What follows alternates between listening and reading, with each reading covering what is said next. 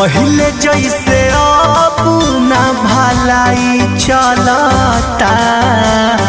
ए राजा 4 दिन सबर करी। पहले जैसे अब ना भलाई चलता। तनी हट के सूती देहिया के दवाई चलता।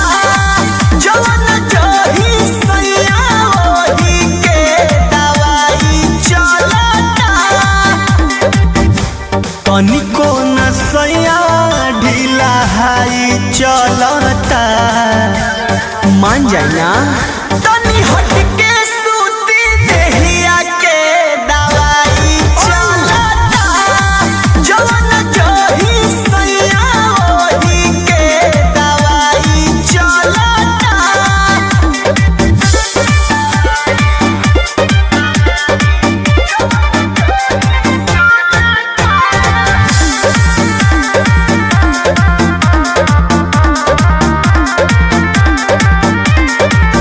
से जब पर है जकर देह से नायंगे जकर बानी को मचोरिया भी जानी डर में जिकरा रे। कहाँ जाए रे।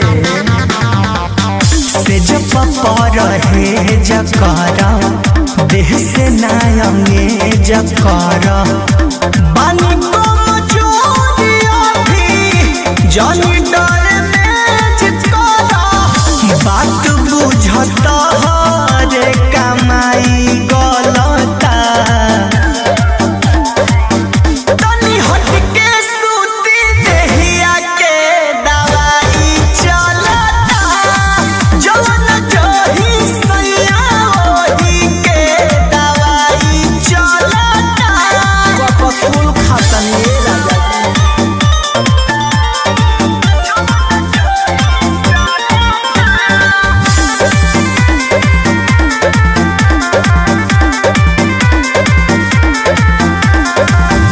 सट जानी जरिया हो खींच जानी सड़िया हो।